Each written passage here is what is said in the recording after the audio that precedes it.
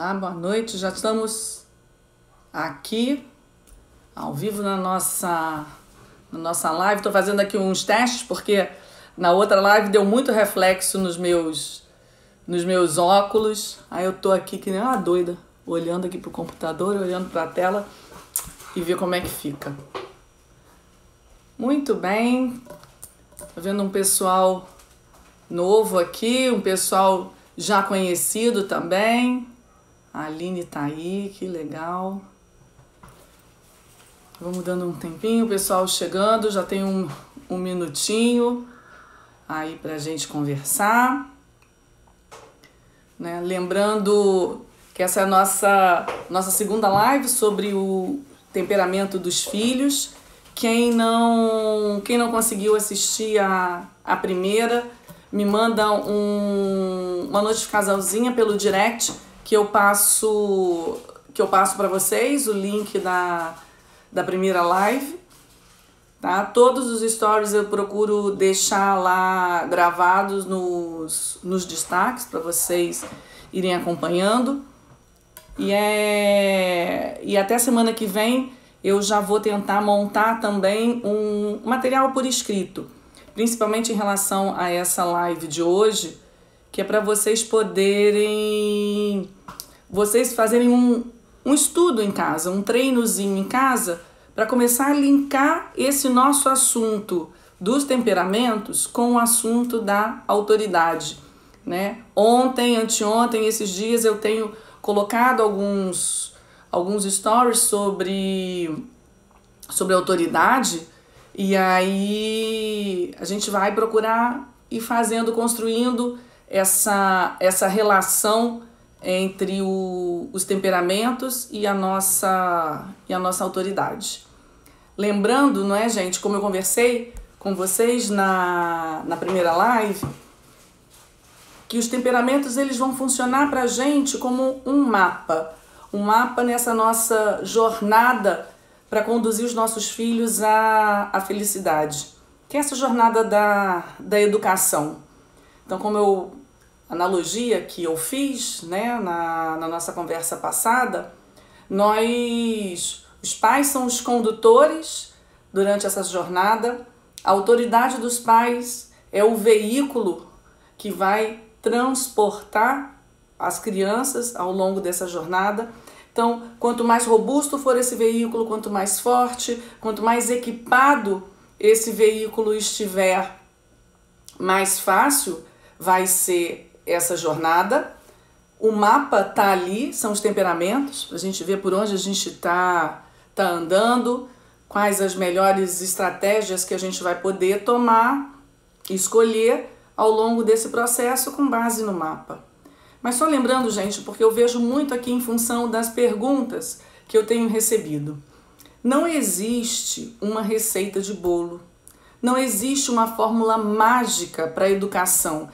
Eu vou ler esse livro, eu vou acompanhar essa tal pessoa que conseguiu educar muito bem os filhos, ou então eu vou seguir essa educadora, essa orientadora familiar que é profissional e que tem muita experiência, e a partir daí a minha vida vai funcionar, vai dar tudo certo, né, na educação dos meus filhos. Não, gente, isso não existe. Infelizmente, essa fórmula mágica, ela não está disponível, né? O que existe é uma pessoa com um olhar de fora, com um pouco mais de experiência, que pode dar algumas orientações para vocês, né? A viagem é de vocês, pais, conduzindo os filhos de vocês. Eu não estou dentro desse carro, né? Eu estou do lado de fora. E no máximo que eu posso fazer é dar algumas orientações. Quem está ali na hora H, precisando tomar uma decisão, são vocês. Então, as informações que eu tenho, as informações que vocês podem me passar, elas nunca vão ser suficiente, né, para eu poder tomar uma decisão por vocês, né? Então, eu vou trazendo essas orientações, vocês vão estudando, vocês vão se fortalecendo para que na hora H vocês tenham recursos para fazer a melhor escolha, né? O que eu faço aqui agora, né? Que tipo de correção eu aplico aqui? Que tom de voz que eu vou usar aqui? Né? Converso agora ou converso depois? Peço isso ou não peço isso? Então, isso tudo vai entrar na sensibilidade de vocês, a partir do momento que vocês estiverem preparados para essa decisão. Então, essa nossa troca que vem acontecendo, eu acho muito legal vocês fazerem as perguntas nos stories, porque me dá a oportunidade de lançar algumas ideias, mas para reflexão de vocês. Não é receita de bolo. A Adriana vai falar isso, então eu vou ter que fazer exatamente assim. Não, isso é um parâmetro para vocês refletirem, né, e se orientarem e poderem se conduzir. E outra coisa que para mim é muito importante, que esse processo seja orientado pelo pai e pela mãe. Na medida do possível, a mãe em geral é aquela que mais se preocupa, aquela que mais está atenta a esse processo, mas cabe à mãe envolver o pai nisso também. Então, a partir do momento que a gente vai estudando, que a gente vai entendendo, a gente vai puxando o pai aqui para essa história. Tá bem, gente? Então, muito bem, já temos aqui 5 minutos de introdução. Vamos começar com o nosso tema. Lembrando que... Aí, a Patrícia acabou de chegar. Seja bem-vinda, Patrícia. Então, falamos na semana passada, né, como a gente podia identificar os temperamentos. Né? Quem ainda não teve acesso, não conseguiu acessar os questionários, pode me mandar um direct também, que eu passo direto o link para vocês preencherem o questionário direitinho. Se também tiverem ainda alguma dúvida no preenchimento, pode me perguntar também, que eu dou algumas dicas, tá bem?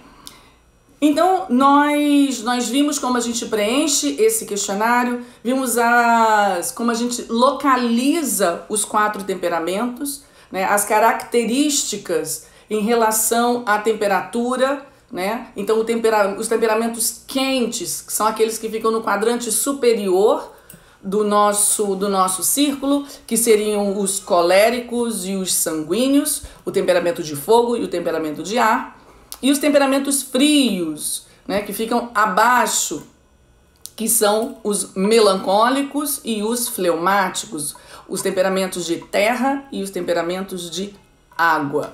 Vimos também a questão da secura e da umidade.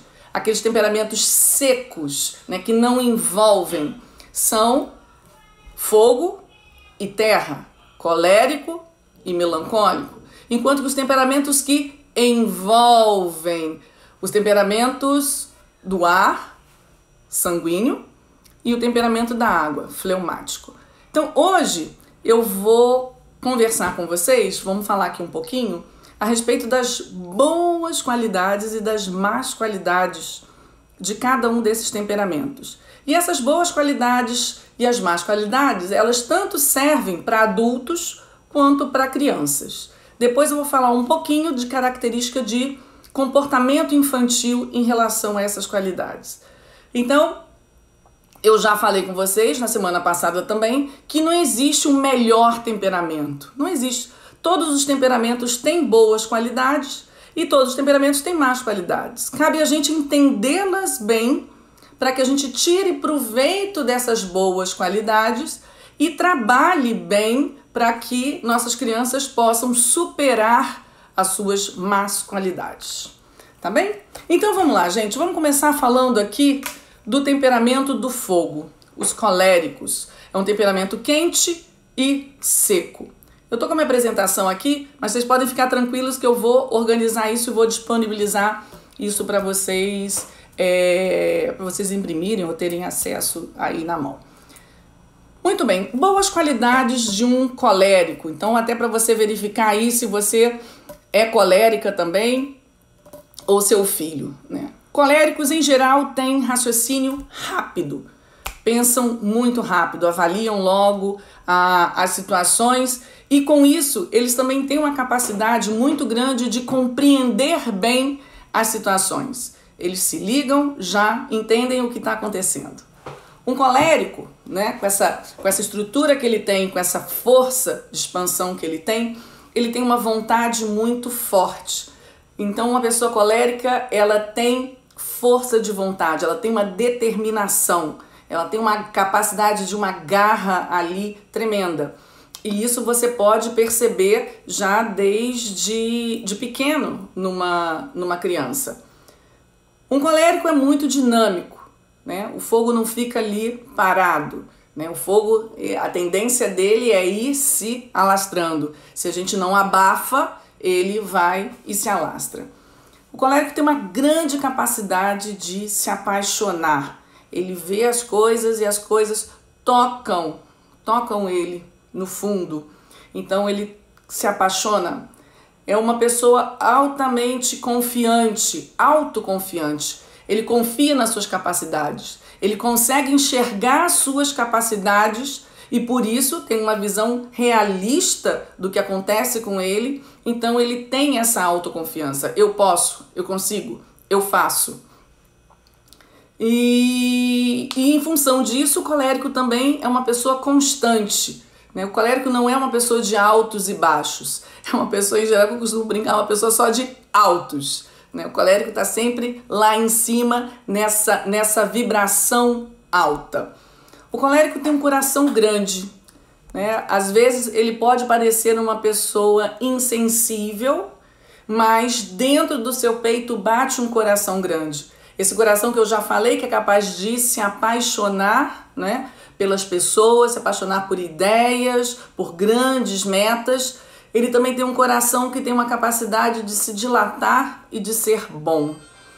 E o colérico tem uma questão também muito de prática. O colérico, ele é prático. Ele vê, ele entende a situação, ele sabe quais são os seus recursos para atuar nessa situação e ele vai lá e atua.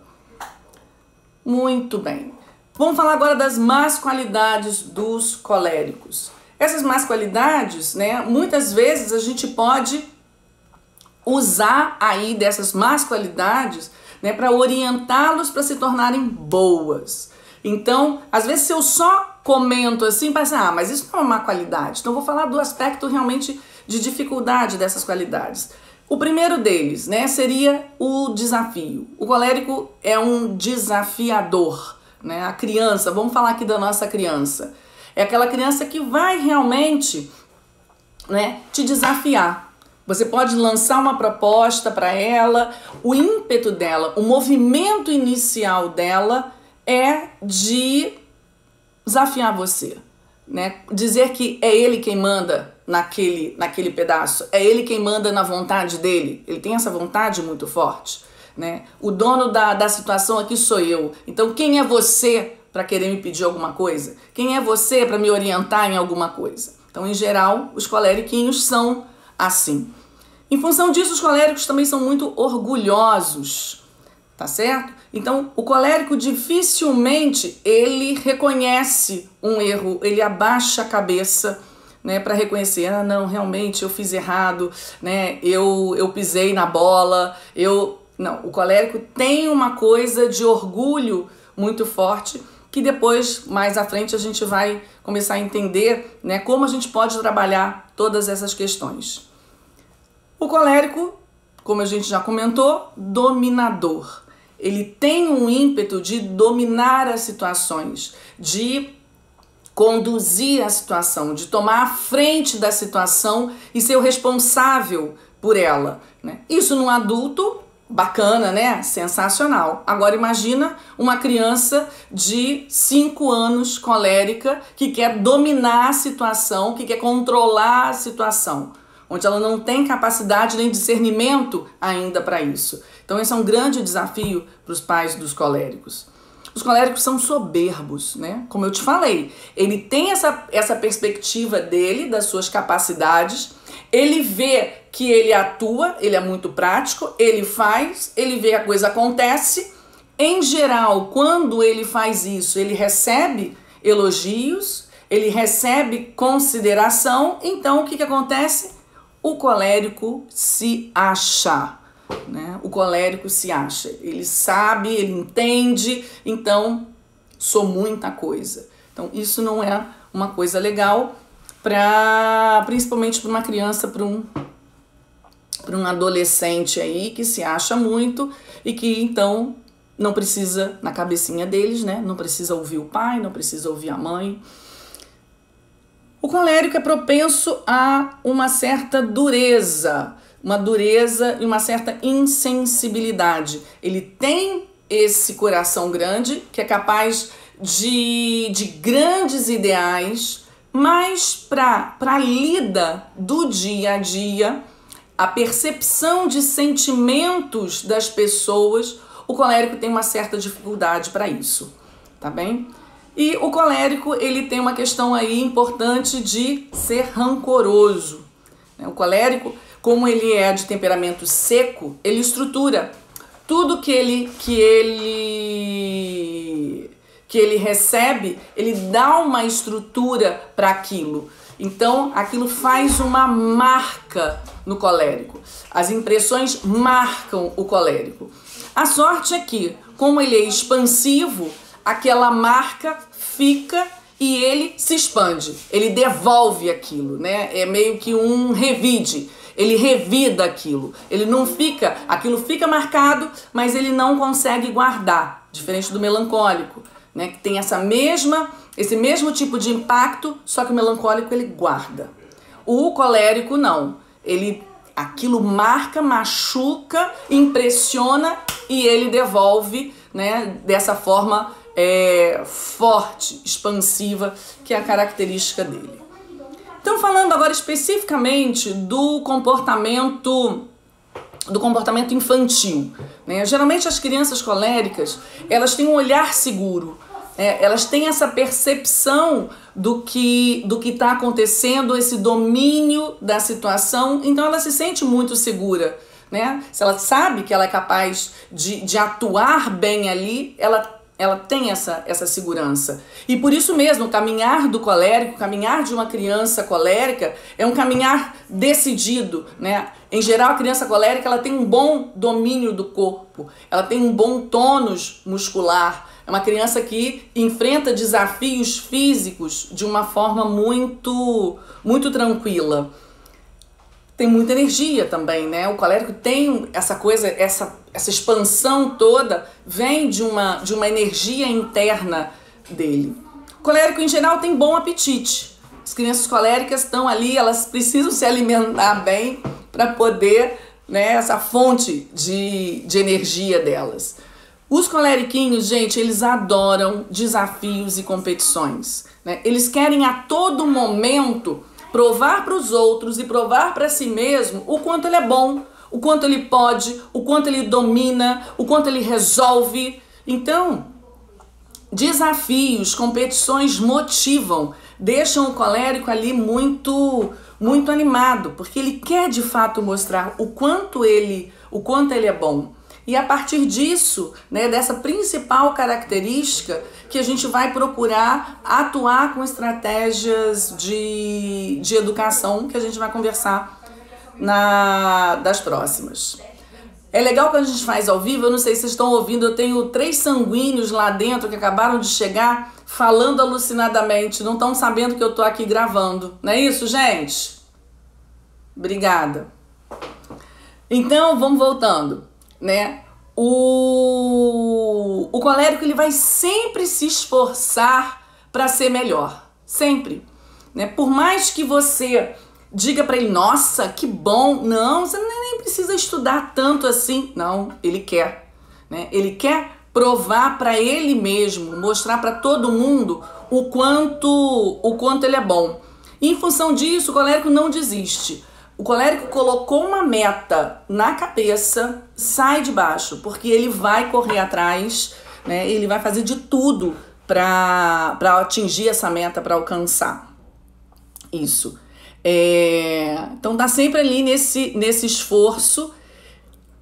Como eu comentei antes, né? O colérico tem essa dificuldade com a questão da sensibilidade de sentimentos. E por conta disso, a forma que o colérico tem para transmitir carinho, para transmitir a atenção dele, o cuidado com o outro, geralmente de uma forma um pouquinho bruta, né? O colérico abraça e derruba, o colérico esbarra, né? Ele não tem essa sensibilidade de um toque, de um abraço, de um carinho, ele é meio brutinho mesmo.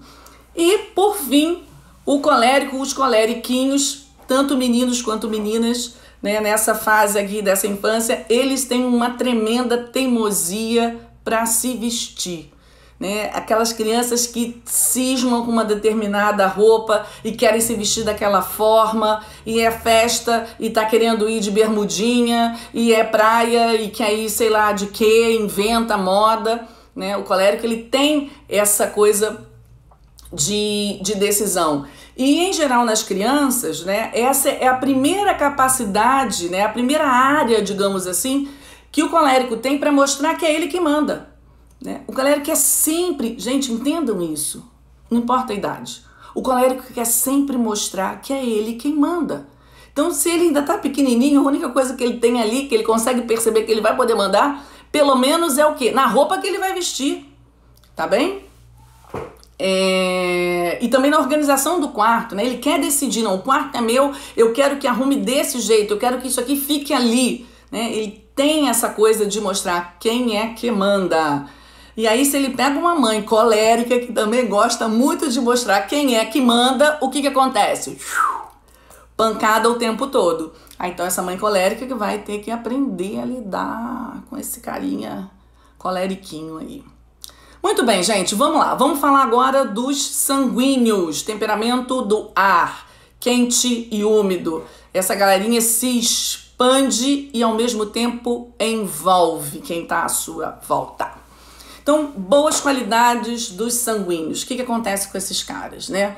Se comunicam, né? Eles se expandem, então eles se comunicam, eles falam muito bem. São pessoas que a gente adora estar perto, adora conversar, porque eles procuram sempre ser agradáveis, interagem muito bem com os demais. E aí vem uma questão, né? Uma criança sanguínea, pequenininha, que tem algum tipo, né, de atraso na fala, é uma criança que vai apresentar um nível de frustração tremendo. Então, uma criança que vai estar constantemente fazendo o quê? Fazendo birra, mordendo, né? Ela precisa expandir, ela precisa se comunicar. A principal via, em princípio, ela não consegue desenvolver, então ela vai se comunicar com o quê? Com o choro, com o grito, com a mordida, né? Então, a importância da gente estar atento à fala dos nossos filhos, fomentar que, não, tudo bem, pode falar mais tarde. Não, se você percebe que o seu filho está ali muito inquieto nesse processo da fala e que está saindo, né, essa força dele está saindo por outros canais, vamos trabalhar logo essa fala para esse sanguíneozinho poder se expandir de uma forma mais tranquila, tá bem? O sanguíneo é sempre entusiasmado, né? Um cara sempre pra cima. Você é uma criança animada, otimista, acredita que sempre tudo vai dar certo, vai ser tudo legal. É uma criança de bom coração, né? Ele consegue olhar ali pro outro e se compadecer. Diferente do colérico, o sanguíneo tem uma sensibilidade muito apurada, tanto uma sensibilidade interna para poder entender os seus sentimentos, quanto uma sensibilidade para perceber o sentimento do outro. Ele consegue sentir ali o que o outro está sentindo. O sanguíneo, ele é muito, estritamente mesmo, sensitivo, né? A coisa do sanguíneo passa pelas sensações. E aí a gente vai falar um pouquinho já de um ponto muito importante em relação a essas sensações. Então, o sanguíneo se desfruta, ele deleita-se no convívio com as pessoas. Não importa o que esteja conversando, não importa o assunto, o que importa é que, beleza, estamos todo mundo junto, estamos aqui próximos, né? Trocando aqui impressões, ele fica feliz com isso. O sanguíneo, diferente do colérico, né? Ele não estrutura, ele não guarda mágoa. O sanguíneo, ele pode ali na hora, né? A criança na hora por exemplo, toma uma bronca, ela pode ali, até um chorinho, fazer uma carinha assim meio de aborrecida, mas já em 2 tempos o que acontece? Esqueceu, passou. O sanguíneo não, essas impressões, elas não têm estrutura no sanguíneo, né? E por isso a nossa dificuldade aí muitas vezes de nos fazermos entender pelos nossos filhinhos sanguíneos, né? Eu, mais do que ninguém, sei disso. Como eu falei, tem 3 lá dentro que não são nada fáceis, né? O sanguíneo, gente, com essa característica dessa expansão deles, dessa sensibilidade, eles estão sempre buscando novidades. O sanguíneo não consegue ficar muito tempo num mesmo assunto, num mesmo livro, num mesmo brinquedo, né, numa mesma atividade. Ele busca novidades. A partir do momento que ele começou alguma coisa e ele já entendeu, já meio que acha que desvendou aquele mistério, pronto, agora eu quero uma outra coisa para eu desvendar, tá bem? Então sempre buscando o sanguíneo, tá? Nesse princípio de infância, até, vamos lá, até uns 6, 8 anos, não costuma ser uma criança teimosa. Tá? Depois, quando eles crescem um pouquinho, entra um aspecto aí de teimosia. Mas, em geral, é isso. Uma criança alegre, uma criança afável, uma criança simpática, que todo mundo gosta de estar perto. Vamos ver agora as más qualidades, né? O que qualidades o sanguíneo tem aí que a gente precisa ficar de olho.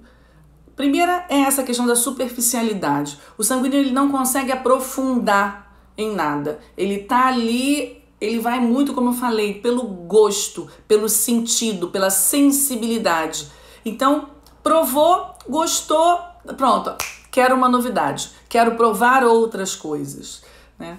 Como o sanguíneo, ele não consegue, né, trazer para dentro dele as coisas e elaborá-las e estruturá-las, ele tem uma dificuldade muito grande, principalmente na infância, de entender os pais. Então, os pais sanguíneos adoram fazer discurso, né? Discursa, explica e fala e acontece. E a gente acaba sempre com aquela sensação, meu Deus, entrou por aqui e saiu por aqui. E é exatamente isso que acontece no sanguíneo. Ele não tem a capacidade, né, de aprofundar aquilo que ele está ouvindo, de construir, né, de estruturar aquilo para ele poder se movimentar em função do que ele estruturou.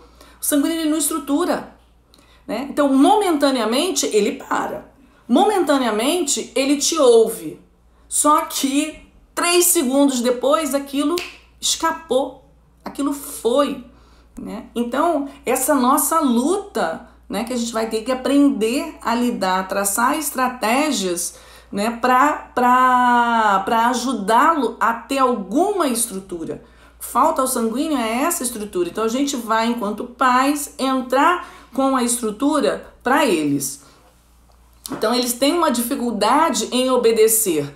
Mas por isso, porque eles não conseguem exatamente entender o porquê daquilo, né? Eles querem se satisfazer, querem satisfazer os seus sentidos. Ah, mas por que agora eu tenho que ficar sentado aqui? Eu queria estar correndo, né? Eu queria estar expandindo, que é o movimento do sanguíneo. Eu queria estar ali conversando, brincando. Não, mas agora você precisa sentar, agora você precisa estudar, principalmente, né? Ele não consegue ter uma real noção da importância disso para ele. O sanguíneo, além de tudo, ele tem uma vontadezinha fraca. Diferente do colérico, né, a vontade dele é fraca. Ele não consegue ter uma meta para poder perseguir aquela meta. O sanguíneo não tem foco. Ao contrário do colérico, que tem aquele foco, ele decidiu e ele corre atrás e ele atua. O sanguíneo não tem meta, tá tudo difuso, né? Vamos pensar aí, como é que é o ar? O ar tá difuso, tá por aí. E é assim que o sanguíneo tá. Ele tá por aí. Tá por aí, querendo se expandir, se interagir, trocar. Bota um bonitinho desse para estudar, gente. Nossa, mãe do céu, isso é o maior desafio que a gente tem. Mas a gente consegue, dá pra gente conseguir. Então é isso, né? Ele acaba que ele é muito inconstante, né? Ele acha que ele entende. Quando você fala assim, não, já entendi. Já vou resolver. Você não explicou nem a metade do que ele tem que fazer, ele já quer sair fazendo. Nem entendeu, nem ouviu tudo que ele precisava, né? Mas saiu fazendo. Vamos falar agora especificamente de alguns comportamentos infantis de crianças sanguíneas, né? Então, em geral, né, em função de tudo isso que eu falei, a gente tem uma impressão aí que a criança tende a ser uma criança difícil. E em geral é sim. Os sanguíneos, eles são na infância bem difíceizinhos. Mas eu vou dar um alento a vocês. À medida que eles crescem, que eles amadurecem, eles se tornam jovens e adultos maravilhosos. Pais de sanguíneos, tenham um pouquinho de paciência. Eles vão amadurecer, eles vão crescer e vão se tornar pessoas de convívio super fácil, pessoas dóceis, amáveis, né, que vão poder te ouvir, ter uma troca super positiva com você. Então, desanima não, gente, nem tudo tá perdido não, tá? A criança sanguínea, gente, ela é muito chata. Em princípio, ela é muito chata com a gente, com os pais, né? Eles ficam falando o tempo todo, eles se intrometem em tudo, querem dar pitaco na conversa, e o irmão tá fazendo alguma coisa, ele vai lá que ele quer fuçar o que o irmão tá fazendo, e começa a perguntar, e aí enche a paciência do irmão, aí o irmão acha que ele tá de implicância. Ele não tá de implicância, ele quer se envolver, ele quer estar ali, né, em tudo. O tempo todo, dá essa movimentação pela casa que tem uma hora que você fala, ah, meu Deus, sossega, meu filho, pelo amor de Deus, né? Então é essa coisa de agitação. O sanguíneo traz sempre essa coisa de agitação, de inquietude, de uma criança incansável, né? Tem alguns sanguíneos que, em geral, apresenta aí um diagnóstico de transtornos de déficit de atenção e hiperatividade. Pô, o menino dissipado, não consegue ter foco, não senta para estudar. Esse agito todo, TDAH? Não, amorzinho, calma, pode até ter o diagnóstico, né? Mas vamos usar primeiro aqui umas estratégias para trabalhar com essa criança enquanto uma criança sanguínea.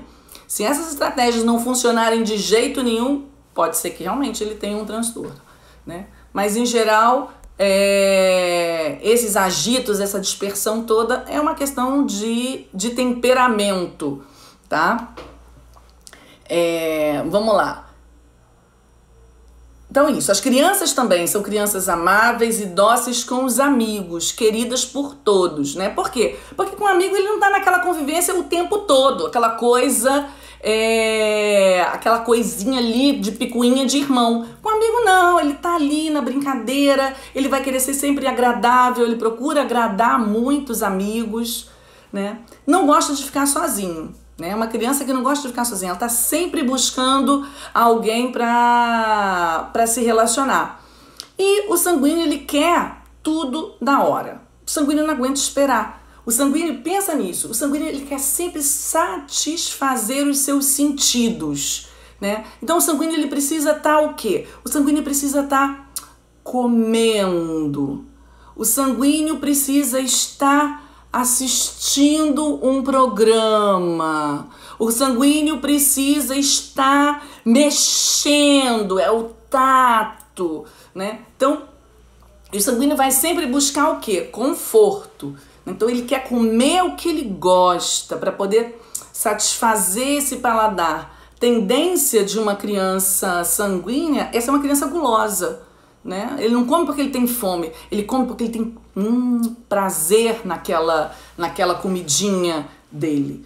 Então a gente tem que ter muita atenção nisso, né? Porque nem tudo dá prazer nessa vida, nem sempre a gente consegue fazer só o que a gente gosta, e a gente precisa, ao longo da infância, ir mostrando para os nossos sanguíneozinhos, né, que a vida não é bem assim. Então isso, o sanguíneo vai sempre fugir do esforço, né? A vontade dele é fraca, ele vê, tem que fazer, a mãe conduz, a mãe leva, mas ele, sempre escapa pela direita, pela esquerda, ele sempre dá um jeito de escapar, porque é a lei do menor esforço. Essa preguicinha de estudar, por quê? Porque estudo requer esforço. Tem que ficar parado ali, estudar não agrada tanto os sentidos, e ele quer agradar os seus sentidos. Como eu já falei, né? A bronca no sanguíneo, ela entra por um ouvido, ela sai pelo outro, ele se arrepende. E o detalhe é esse. Ele toma a bronca, ele se arrepende, e se arrepende de verdade, não tá te enganando não. Que desgraça, essa criança me enganou. Não enganou nada. Ele se arrependeu. Só que passaram-se alguns minutinhos, o que volta é esse motor dele de curiosidade, de expansão, de fazer, de satisfazer os seus sentidos, tá? Ele não estruturou aquela bronca, ele sentiu o impacto inicial, mas ele não estruturou aquilo. Então ele vai sair correndo depois e vai fazer tudo de novo, né?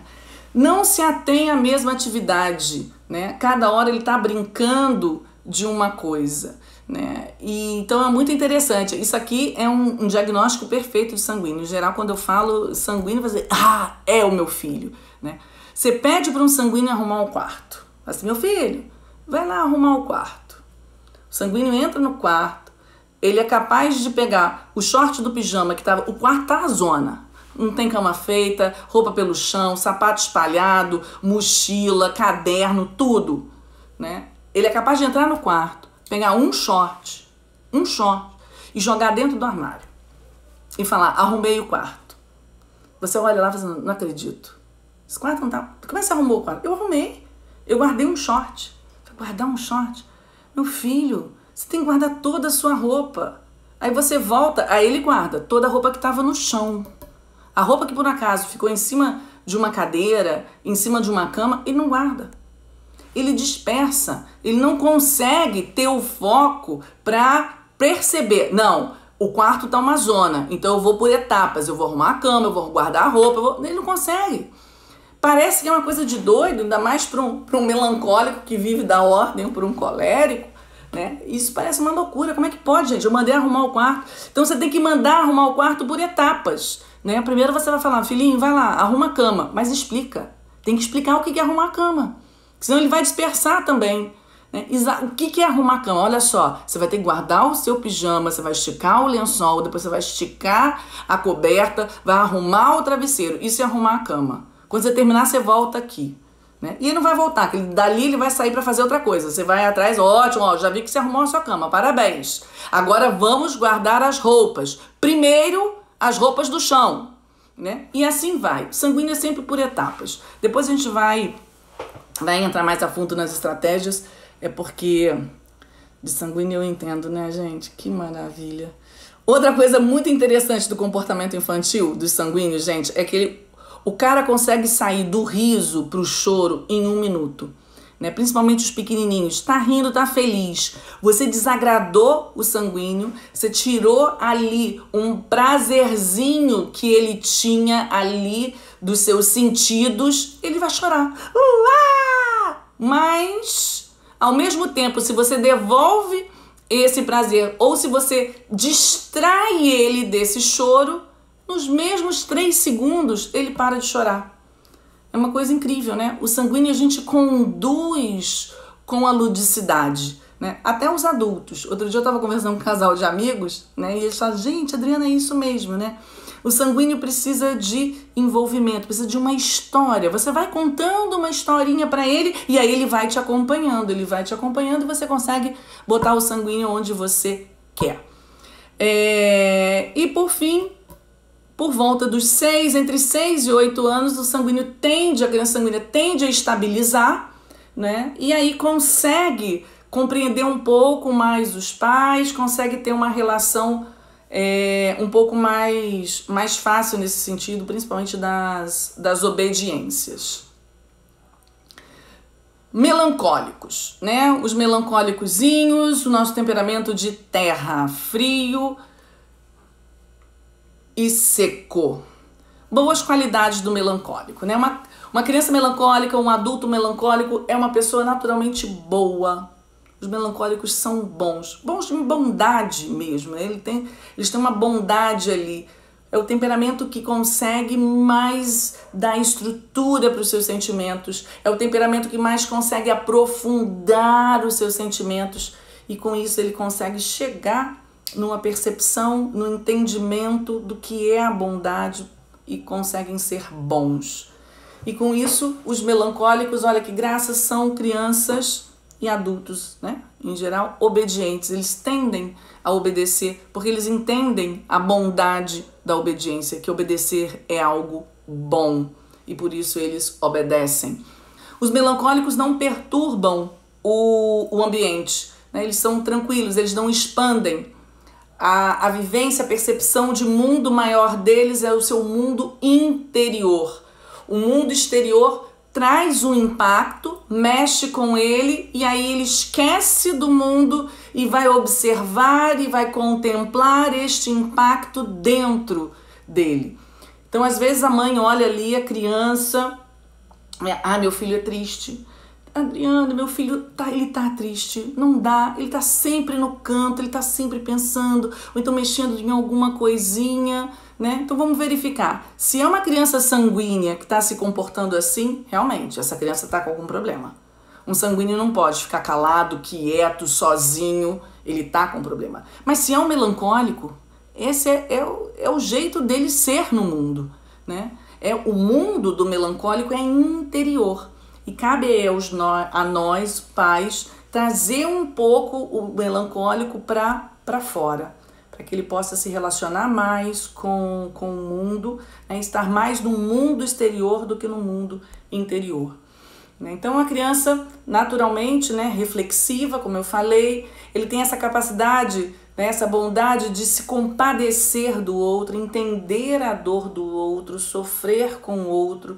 Tem uma tendência à abnegação, porque se ele vê o outro sofrendo, ele quer ir ao encontro do outro para ajudar, né? Tem uma inteligência aguda e profunda, né? Ele consegue mergulhar no seu ser e com isso ele desenvolve toda uma capacidade de inteligência, uma capacidade intelectual. Aí, grandes intelectuais, em geral, são melancólicos. A tendência à atração pelas artes, ciências, né, por conta dessa questão intelectual deles e por conta dessa sensibilidade interna. Isso. Vamos ver um pouquinho das más qualidades, que agora comecei a ficar preocupada com o tempo, a pessoa fala mais do que tudo. Vamos lá. Más qualidades dos melancólicos. Então, essa característica desse fechamento, né, vai trazer aí para ele essa melancolia, né, que aproxima aí de um estado de tristeza. Então a gente precisa ter muita atenção para que, de fato, essa introspecção não se transforme aí numa tristeza, o que para o melancólico é muito fácil de acontecer, tá? Então o melancólico ele não tem um ímpeto de se expressar. O que vem, ele guarda. E isso é muito complicado, né? Porque nós vivemos à base de convívio, né? De relação. Então ele precisa... Peraí que o outro telefone aqui resolveu apitar. Ele precisa se relacionar, né? Então a gente vai precisar ajudar ele nesse aspecto. Essa questão dele guardar, né? A coisa, como ele é seco, né? Ele estrutura, ele recebeu um impacto, aquele impacto toma uma forma bem estruturada, só que ao invés de, como faz o colérico, que pega aquilo e devolve, o que ele faz? Ele pega aquilo que doeu, que é negativo, que impactou mal e ele guarda. Então isso não é nada legal. A gente precisa, né? Vamos aprender aí como que a gente lida com isso para colocar esse impacto negativo de alguma forma, ou pelo menos um pouquinho para fora, né? Essa tendência de isolamento, né? Tá numa festa, tá num lugar, vai buscar se isolar, demora para solucionar um problema, porque o melancólico, ele tem medo de fracassar. Ele tá sempre buscando uma perfeição, né? E todo mundo que busca a perfeição tem medo de fracassar. E o fracasso é a coisa mais fácil de ter. Por quê? Porque não existe perfeição.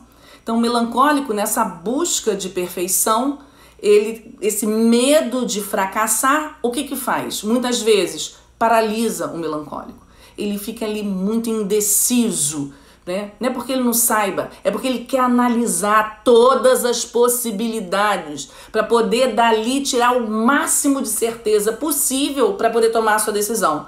Então ele pode ficar séculos, né, meses, pensando em uma determinada circunstância lá da vida dele, que ele tinha que tomar a decisão em 24 horas e ele não consegue. Vai levar 2 meses para poder analisar todas as possibilidades, né? Então, essa indecisão do melancólico, essa lentidão nesse processo decisório não é muito legal. E muitas vezes, por conta dessa indecisão, o melancólico ele pode ceder à ideia dos outros, né? O outro vai, decide, resolver a coisa mais rápido e ele acaba que embarca na ideia dos outros. E tem uma tendência também grande a exagerar as dificuldades, né? Porque como ele consegue analisar bem e aprofundar bem, ele vê problema em tudo. E qualquer problema que seja realmente problema, aí que ele aumenta aquele problema, né? E as nossas criancinhas melancólicazinhas, elas também são assim, né? No princípio, nessa primeira infância, como eles são tão quietinhos e introspectivos, qual a tendência deles, né? É não gerar dificuldade para os pais, estão sempre ali tranquilos, que anjinho, que filhinho bom, maravilhoso que eu tenho. É uma criança que gosta muito de rotina. Se você consegue estruturar uma rotina no seu dia, não vai dar problema nenhum. O melancólico vai com você com muita tranquilidade. Agora, não significa, né, que ele tá na dele, mas não é aquela criança também totalmente quieta. Essa primeira etapa de infância do melancólico, né, ele gosta de brincar também, ele brinca também, né, ele se relaciona também, mas de uma forma mais tranquila, né? Ele é uma criança amável. Em situações sociais, né, ele tende à amabilidade, né? Ele é uma criança boa, ele tem esse bom coração. Então a tendência dele é ser amável. Uma criança que não briga, né? Em geral não briga, não se mete em confusão, não fala bobagens, né? Consegue se divertir com a brincadeira, né? Ele não se diverte com a relação com a criança, ele se diverte com um todo, com a atividade como um todo. E para a gente poder encerrar, vamos falar dos fleumatiquinhos, que eu tenho. Quem está me acompanhando aí nos stories sabe que eu me amarro nos fleumatiquinhos, né? São crianças calmas, são crianças tranquilas, são crianças detalhistas, né? Então vamos lá. O que é o fleumático? O fleumático é a água. A água tem essa característica fria, ela não se expande e ela também não estrutura, tá? Então,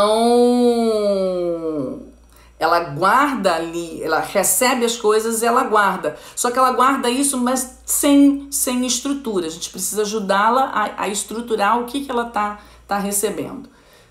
Mas então vamos lá. O fleumático tem uma tendência de ser detalhista, né? A reparar nos detalhes das coisas e a fazer as coisas com detalhes, né? Fazer a criança, no caso, né? Fazer desenhos com muitos detalhes. Na hora que monta uma brincadeira, a brincadeira é cheia de detalhes. Então, em geral, são essas crianças, os fleumatiquinhos. Eles são super pacientes, eles têm paciência com os pais, eles têm paciência com os irmãos, com os amigos, são mega observadores, têm uma capacidade de serem simpáticos, né? Eles sabem se relacionar, eles evitam a confusão. O fleumático, se ele está no ambiente, dificilmente sai confusão. Sabe por quê? Porque, primeiro, ele não se mete em confusão, e se os outros estão arrumando confusão, ele entra no meio e fala, não, gente, deixa disso, é o famoso deixa disso. Ele vai lá e não, agora não vamos brigar não. E vamos fazer aquela outra coisa, olha só, isso aqui vai ser legal para você também, para mim e tal. Esse é o fleumático, né? É uma criança discreta, né? Não é expansivo como o sanguíneo e barra pesada como o colérico. Ele é discretinho, ele tá ali na dele, né, tende a ser prudente, né? Um fleumático, ele é muito prudente, é uma pessoa sensata, ele pensa como ele traz isso para dentro, ele consegue pensar, avaliar bem as situações. E tem uma coisa bem interessante, né? Que quando um fleumático percebe um ambiente ruim, aquilo incomoda nele. Quando uma criança fleumática ou um adulto fleumático, você acha que do nada ele mudou, poxa, o que está acontecendo? O cara é super gente boa, isso, e agora ele parece que ele está incomodado e ficou meio agressivo e ficou esquisito. Gente, fleumático esquisito, sabe o que você tem que fazer? Olha para tua casa, vê se a tua casa está arrumada. Olha que coisa louca, vê se a tua casa está arrumada. Se o quarto dele está bem organizado, se não tem bagunça pela casa, tá? Essa bagunça do entorno, fleumático é água, ele precisa de um contorno, ele precisa de um recipiente, e ele precisa de um recipiente limpo, translúcido, bacana, para ele poder ficar nessa calmaria e tranquilo. Então, se o recipiente está agitado, se o clima da casa está agitado, né, as coisas estão bagunçadas, estão fora do lugar, né, ele vai ressentir, ele vai ficar. Né? Outro dia, conversando com uma amiga, né, a respeito disso, ela falando da filhinha dela fleumática, eles passaram agora por um processo de mudança de casa, né? Enquanto a casa estava naquela bagunça, a menina estava num comportamento esquisito, você percebia que ela estava extremamente incomodada, né? Arrumou a casa, mudamos e agora a casa está arrumada. Voltou a calmaria, voltou a tranquilidade, né? Então eu costumo falar verdade, que uma criança fleumática, quando está dando muito problema, está dando confusão ali com ela, prestem atenção, os pais estão com problema. Tá? Os pais em casa não estão se entendendo, né? Estão angustiados, estão com alguma questão. A criança fleumática, ela vai ter essa forma que é o contorno que os pais estão dando para ela. Se os pais estão bem, se o ambiente da casa é um ambiente de tranquilidade, um ambiente organizado, a criança fleumática não vai dar problema. Tá bem? Vamos lá. E para a gente poder acabar, as más qualidades dos fleumatiquinhos. Eles têm más qualidades, né, gente? Mas é quase nada de má qualidade. Eles são tão maravilhosos. Não se propõem grandes metas, né? Não se colocam desafios. Eles vão ali de acordo com o contorno, né? Os pais dão o contorno para uma criança fleumática. Tem essa tendência à passividade, mas ao mesmo tempo, se os pais estimulam, se os pais levam, eles conseguem sair dessa passividade. O bacana do fleumático é isso, ele facilmente, a gente consegue dar o empurrão nele, né? E ele muda, né? Isso tanto para o bem quanto para o mal. Falta entusiasmo, um pouquinho de espontaneidade e também ele é um pouco lento. A maior parte das perguntas aqui nos stories, quando as mães me pedem, né? O que eu faço para agitar um pouquinho meu filho? Tudo é lento, tudo é devagar e tal. Calma, é assim, o fleumático ele é um pouquinho devagar, né? Mas a gente consegue, a gente vai conseguindo. Não vai nunca ser um 220 ligado na tomada como um sanguíneo, né? Ou essa coisa dessa explosão de vontade como um colérico. Mas com os pais sabendo conduzir, ele vai ter ali um pouquinho mais de velocidade. Ou então também, às vezes as pessoas me perguntam, né? Ah, não, é o meu marido que é fleumático, ele é muito lento, né? Então, não, a minha esposa que é fleumática e que é muito lenta, né? Então, pensa você, né? O que te movimenta? O que faz com que você, o que te dá energia? Então, tenta contagiar o outro com essa tua energia, né? Contagia o seu fleumático aqui que tá do seu lado com essa sua energia. Porque se você dá esse contorno para ele, ele vai junto. tá? Pelo menos ele vai tentar te acompanhar e aumenta um pouquinho a rotação do fleumático. E eu falei que era para acabar, mas não, ainda tem aqui detalhezinhos de comportamento infantil. E a gente tem exatamente 5 minutos para acabar antes que esse negócio aqui desligue.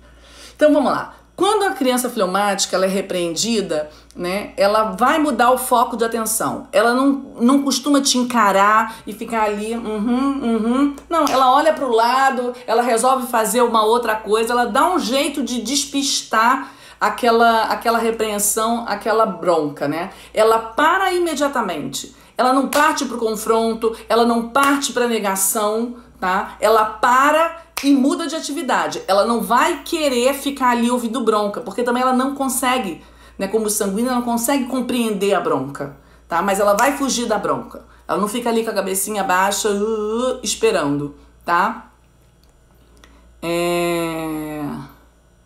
Vamos lá.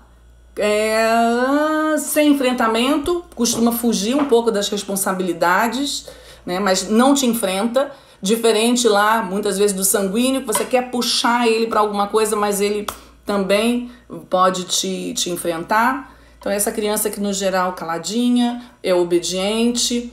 É uma criança que não se importa em perder nos jogos e nas competições, né? Ela quer agradar, ela não quer confusão. Tá vendo que o irmão lá vai ficar chateado? Não, pode ganhar, vai, leva. Não é aquela criança que compartilha os brinquedos, empresta o carrinho, empresta a boneca, chega em casa da escola, minha filha, cadê teu estojo? Tá vazio. Ah, não, emprestei minha canetinha, minha borracha, dei pra fulana, ela ficou feliz.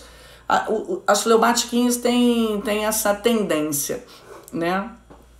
E o fracasso não incomoda, né? Perdeu, ok, não tem problema não, amanhã a gente tenta ganhar, a gente tenta seguir aí. Muito bem, deixa eu ver se tem mais alguma coisa aqui na minha apresentação. Não, acabamos. Eu vi aqui, vamos lá, tem 3 minutos para desligar essa desgraça aqui. Vamos ver se tem alguma pergunta. A galera aqui rindo um pouquinho. Eu espero que vocês tenham conseguido aí se identificar, né, nessas descrições.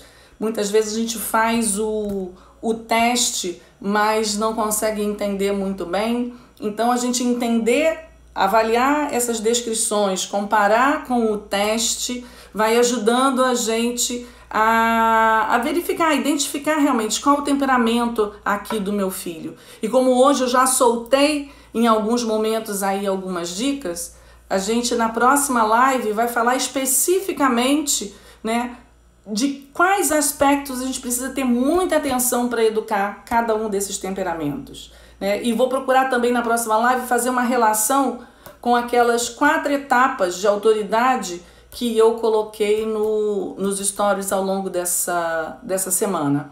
Tá? Então a gente vai ver quais são as principais áreas de cada temperamento que a gente precisa atuar, tá? E como a relação dessas áreas com a nossa autoridade. Tá bem, gente? Então, assim que eu tiver com o material disponível para vocês, eu vou ver se eu transformo isso num e-bookzinho, essas características agora, eu vou colocando lá no Stories, eu aviso para vocês onde vocês podem baixar, tá bem? Vou dar uma olhada aqui nas perguntas que fizeram para a gente tentar ir respondendo também. Tá bom, gente? Um beijo para vocês, boa noite.